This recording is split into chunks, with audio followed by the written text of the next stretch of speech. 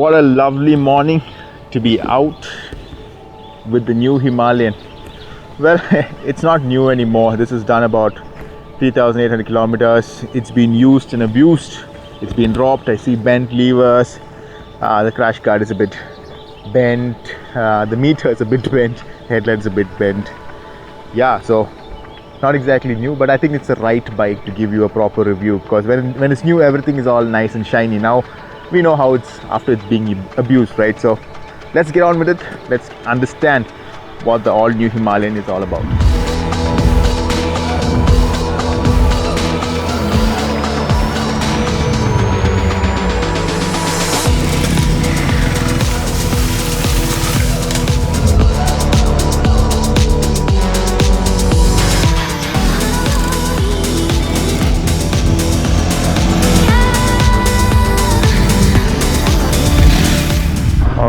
So we are heading away from that lake. A bit of highway riding first.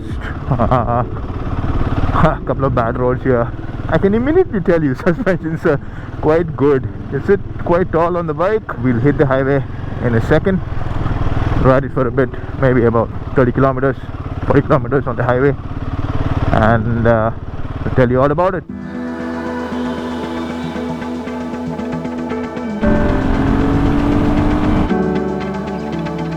If you're coming from a street bike, well, there is some riding style changes that you need to do. Of course, the wheelbase is so much larger. You're sitting taller. There's a lot of riding position changes. And of course, due to the long wheelbase, you sort of need to ride with your butt. As in, you have to really push it into that corner and to make it turn. And of course, the way you brake as well. On a street bike, sport bike, you're like really front biased, right? But this, you need to really balance it with both, because otherwise the vehicle ain't stopping. I mean, that's true with all big bikes too. The way it delivers power is also very, very different. This one comes alive after around 3,500 RPM. So it's a bit tricky in city conditions where you need to clutch it and be rev it a bit to get going, not like the previous Himalayan. Previous Himalayan was on the dot, and you release the throttle, you had like locomotive torque, right? But yeah, this one is, you need to rev it a bit too for it to get going.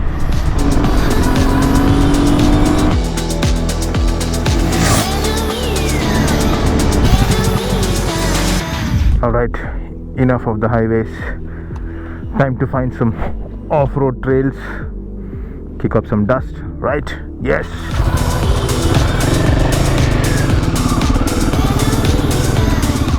Okay, this looks like a fun place. Almost dried up lake. Very sad to see that actually. Bangalore is having some proper water issues. But I think it should be fun on the Himalayan.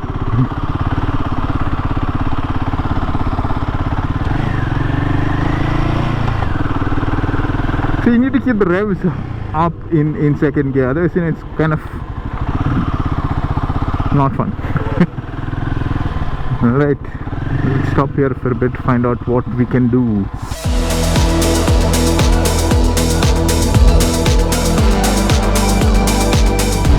Lovely little trail here.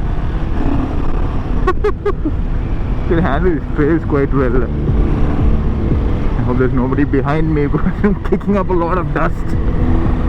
I think we found a good off-road spot. Alright, check this out. Unfortunately, like I said before, this is a dried up lake bed, but that means fun on the Himalayan.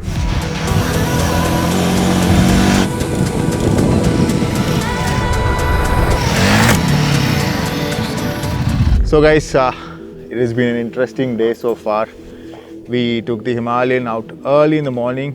It's at 6. We saw the sunrise. We rode on the highway, and yeah, over here we did a lot of off-roading stuff. It's just going to be some interesting feedback. What are your first impressions? You did not ride it on the highway. You rode it straight off, off-road over here. I expected too much from this bike, maybe. Comparing it to the previous. Previous Himalayan, I had too much of expectation built in my head. Yeah. So this somewhere didn't reach there, but It's not bad in any way. What I've understood is that previous Himalayan was like you get on it and you just ride. Yeah. Even though that was like, a couple of kilograms heavier, and I felt that was kind of more balanced. This felt a little bit top heavy because we have a full tank of petrol as well. Yeah. That one was a bit more narrow. Get on it and it will be like, okay, I can do this stuff kind of a thing. Yeah. You didn't need skills to handle that bike off-road. So for people like us who are not too great off-road, it was really fun. But off-road enthusiasts. Yeah, we like off-road, but our skills are not yet, off-road. We're not off-roader. Yeah. Okay. I'm guessing most of us are like that. So, don't smile. But with the new Himalayan, it is like a proper big ADV. You can push it off-road. Of course, you can push it off-road. It's a lovely bike off-road. But to really push it and really make the bike do all sort of shapes and, to take it through all sorts of terrain, you need the skill also upskilled. You need to go to some off-road training sessions, get the body positioning right, and all that to really push this bike. The previous Himalayan was like anybody can do it. Yeah, and even if you get it wrong, it was still fine because the bike would sort of handle it. Yeah. This one, if you get it wrong, it will be like, bro, you need some skill. What are you doing? But off the road, I miss the bottom end torque of the previous one. Previous one, just right off the throttle, you have the. You don't even have to give throttle. You just leave the clutch and there was that rolling torque was there. Yeah. This one, you need to come about 3,000 RPM. Before the torque really kicks in. So especially on one off-road, you want to be sometimes on second gear on the torque, right? You are sliding and you want to take a turn, you want it on the torque. So you slide down and you give throttle. But when you slide down, if the RPMs go low, like below 3000 RPM, you suddenly don't have that power. Yeah, it stalls. That took some getting used to. Yeah, it's a different way of riding the bike because you need to ride it like a street bike. You need to give it that throttle because the bottom end is not there. The previous Himalayan, you had that immediate bottom end, and you could immediately do the scrambling. This one you need to properly open the throttle. If you want a scrambling shot, see, my skill is probably maybe about 6 out of 10. Okay, the previous Himalayan helped me do a scramble much more easily. Let me put it that way. Somebody who is a 10 out of 10 or 9 out of 10 can probably do just fine with this bike. Somebody who is probably somewhere that 5, 6 out of 10, where most of us are, would take a little bit of a learning curve to get used to this bike and the way to ride it. Yeah, you need to invest to learn more to do proper off-road on this bike. The other previous Himalayan was get on it and it will just do everything. Yeah. And so this learning curve, I'm not really bashing it, but I'm saying be prepared for that learning curve because you expect riding the same Himalayan sort of ergonomics and think no, this is going to be different. This is totally a different Himalayan. Nothing compared to that old one. Highway is a different game. So yes, it will sit at 100 quite easily, to sit at 120 quite easily. Once you get on the highway, 4000 RPM to 6000 RPM, there are some vibes on the pegs, some vibes on the handlebars, but it is not annoying. It is those fine vibes where after riding for 1 hour, your hands and legs will feel a little bit numb. But single cylinder, typical cylinder. Typical single cylinder. I think you will get that in almost any bike at some particular rev range. But unfortunately, it's in that cruising spot. 6 gear, you're at 5000 RPM, you're at 100, and there it's like. So maybe some tweaks that will come in, a little bit down the line. This is just a first version. So plus, I want to say this bike is properly used and abused, like I told you in the beginning. Probably not in the best condition. Yeah, even while doing off-roading, I am seeing that meter and I don't know if the bike is leaning or. Yeah, so somebody has definitely dropped it and it's like. But meter is like this. The good thing is, after a lot of use and abuse, it's still kicking. I mean, it's still going strong. I wish we could spend a month with it and really upskill ourselves. Basically, that'll get used to it. You need a lot of time to get used to this bike. For city riding, it's immediate. I mean, there's not much of a learning curve. You need to do the counter to really keep it in check. If you try to lean with the bike at slow speeds, it's a bit top heavy, so it's not exactly helpful that way. So you need to do that, the motocross style to get it turned easily, let me put it that way. But off-road, when you want to do some stuff, it gets a bit tricky. You better upskill. Coming to the brakes, I thought the brakes were really good, even with the big front wheel up front. Rear, it's nice. We put the rear wheel ABS off while doing all this dusting. It was fun. Yeah, that was fun. I mean, it's always fun to slide a bike, right? To reach that point, you're like, but it's always fun to do that. But yeah, that in those ways, it's very stable that way actually. Yeah. You need not worry about to balance it properly or anything. It's very stable. It was doing on its own. Even with it slowing down, it was still quite stable. And at fast, you have enough momentum for it to like properly slide and do a nice counter and make it look fun on the cam. ABS, it's there. We haven't really pushed it to a spot where we require ABS. Nobody's jumped in front of our bikes where I'm assuming ABS is going to be good, fairly decent, because it's hard to get it wrong. When we got the bike, the clutch was way off. It was way at the end, so giving the throttle was even more tough because, and especially U-turns, it was not at all right. So we adjusted the clutch to make it much more too far also. Yeah, much more off the line, make it better. The other thing was suspension was set at the softest. So every time you give the throttle, once it crosses at 4000 RPM, the bike sort of like sits and then accelerates. It felt like wobbles there only. Yeah, it felt like a Looney Tune character, like whoop. But yeah, we stiffened it up, then it's fine. It was absolutely good, no problem. The seating position is nice. You're sitting tall on the bike, it's like, man, it's really good. It's not like you're sitting on top of the bike or anything. Yeah, it's but still nice. Comfortable. Yeah, still it was good, and you have very nice feel, like hey, please move. Yeah, we have to talk about that visor also, like. Yeah. It is good actually. That was something vastly improved from the previous Himalayan, because the previous Himalayan, the visor was, it's there. It didn't do the job well. Yeah. There's a lot of buffeting coming onto especially on your head. For tall riders, it's like. But this is perfect. This is perfect. I wish it was taller actually, because it could do some much more wind protection. But for the most part, highway cruising up to about 100, 120, it was good. So no problem there. Riding position, I think it was also good. Pillion seat, we did have a pillion, riding around to office and stuff like that. Probably a little bit tall for the pillion. You need to like step, put your leg over, not like. The front suspension, it really soaks up everything. Those speed breakers, which on your daily route, which you usually slow down for, is almost non-existent.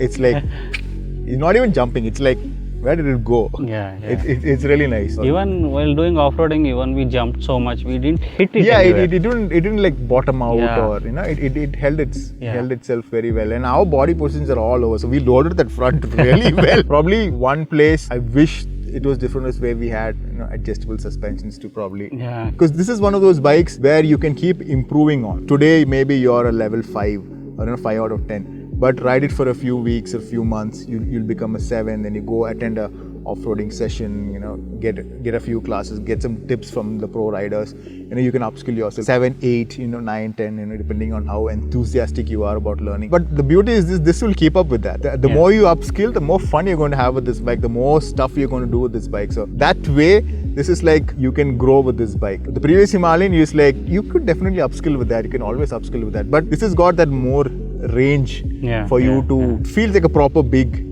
ADV bike. So if you learn the skill on this one, you could probably take something like a big GS or a multi or something, and the same techniques, it will still be valid and still be feels the same. Top heavy. Yeah, top heavy feel, it will still the same. So that way, it is that sort of a bike. Don't take it as a daily use bike. Yes, it's okay. I didn't find any problem in the city. It was nimble enough. In fact, you sit tall, so it's kind of nice. You can see the gaps very well. Coming to the tires are good for the road use. Unless you do something really stupid, it's fine. We did some high speed corners. Not much. Just to see how it holds, if it holds the line and stuff like that. It did fine, 80, 90, 100. It holds the line very well. I felt there might be a twitchy feel with being the 21-inch front, but no, it held its line quite well. Even when you take it in slow turns, slow U-turns, it's still confidence inspiring, and you don't feel that. Only thing is, in slow turns you feel a little bit top heavy feel, so you need to really sort of counter it a bit, and I'm telling you need to upskill on this. Skill. It all comes back to that. Nothing that you will not get used to, and nothing that you will not learn. It's all about getting used to. Yeah, it's not like you have to go to a sessions and you have to learn that. You just have to get used to this. Needs to be ridden a certain way. We are doing a mileage race right now. Actually, we did a tank up maybe about 3-4 days back to the brim. We are waiting for it to run about 150 kilometers. We'll see how much we cover. We'll tank it up again, and so we'll be able to tell you the exact mileage that we got from this bike. So we did proper off-road session now with highway. Earlier we were doing city runs, so good mix of everything. So so we will know exactly how much mileage we're getting. Coming to the console, if you've seen the videos and all, it's always flickering, right? So it doesn't look like that in real life. The refresh rate is a little bit slower than other screens that you used to. That's why it keeps flickering. In real life, it looks just fine. I feel the joystick is a little bit flimsy. I don't know how strong it is, but But when you see it and use it, it feels delicate. Yeah, but it seems fine. It does the job, and it's in a place. I don't think it will hit anywhere, so it's going to be fine. But yeah, it's a bit not up to the rest of the Himalayan. Going to the menu, things like that is easy. 2-3 clicks, ABS is off. There's the eco mode as well. I don't think we'll ever ride in that. Nobody is going to do that. Yeah. Until and unless the people use it daily. Yeah, but even then, it's not like there's a lot of power where you want to tune it down. It's okay. I mean, it's quite an easily manageable bike. And since you have to rev it also, you get it. It's not like instant torque, right? And it's never scary. We didn't even try it, I guess. Yeah. Eco mode. Yeah, we didn't try it. By mistake, it came on while we were trying to switch off the ABS. So cool things that come built in is that you can adjust the seat height, of course. You can just move the base where it hooks on and it's lower or higher. And there is a different version where you get even lower as well. For me, I'm 5'11". Harsha is 5'10". Both of us, we're riding currently with the 825mm. It's fine, absolutely fine, no problem. Akhil from our team, he also used to ride the same seat height on the couple of seat height videos also on Instagram. He's also absolutely comfortable on it, and he rode it in the city as well. So tight spots, slow riding, he was fine with it. Only while getting on, it's a bit difficult for him, but while riding, it's fine. While riding is absolutely fine. So the tubeless has not yet hit the Indian market. It's hit the international markets. There's some homologation issues with the tubeless thing. Probably a few months down the line, it will be there. I would suggest wait for that. Yeah.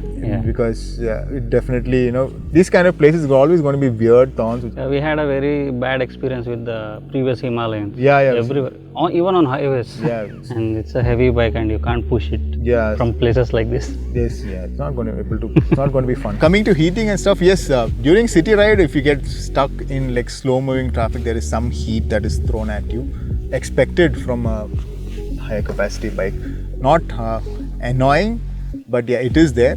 You sometimes get that sudden gust of heat onto your knees and thighs. How is it on the highway then? On the highway, you don't know anything. There's nothing. Because there's constant air, brushing past, everything is kept in control. And even here, when we were doing stuff, I didn't really feel the heat. I didn't feel anything here. Yeah, it was totally And we were constantly on second or first gear here. Yeah, for a long time, for a good 1 hour, we were on first and second gear. We didn't have much heating issues here, but in the city, I think with all the traffic and everything, very slow moving, it sort of gets to you. But other than that, no problem at all. Coming to build quality, yes, it is definitely better than the previous Himalayan. In fact, way better than the previous Himalayan. It definitely makes the old Himalayan look bad. But build-wise. Yeah, build-wise. I think the attention to detail could be a little bit better. Like I told you, that premium feel is not there.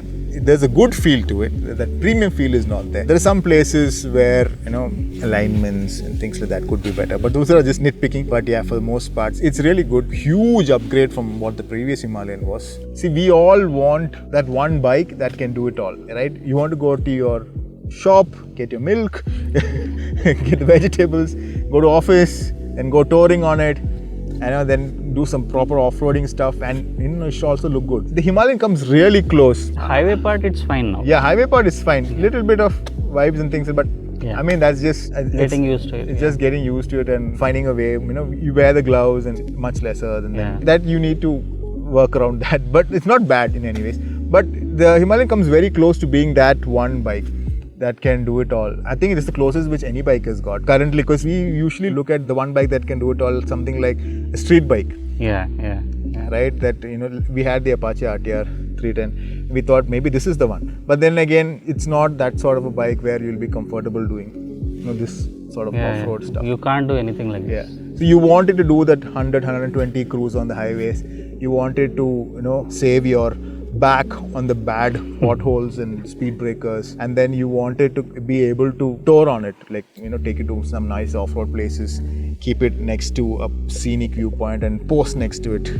You want to do that as well, right? It's all about the feel. I think in that way the Himalayan is really good. And you can go on long rides also. Yeah, you can easily go on long rides with this. I think once we have the mileage numbers, we'll know exact tank range. Good choice for that one bike that can do it all. I'm hoping there are more bikes that come in that one bike that can do it all kind of a scenario. Let me know if you have any comments, if you want to know more about this bike.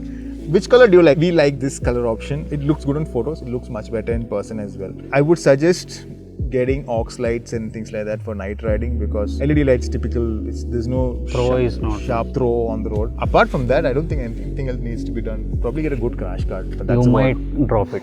You might Yeah, it's a good. definitely It's a drop bit top heavy, so especially during the initial few months, you might drop it till you know where the weights are. All round good bike. We have still, I think, about a week of riding it. I think if you do anything more funny stuff, we will definitely make another video on it. Thanks for watching, guys, and as always, stay subscribed, and see you in the next one.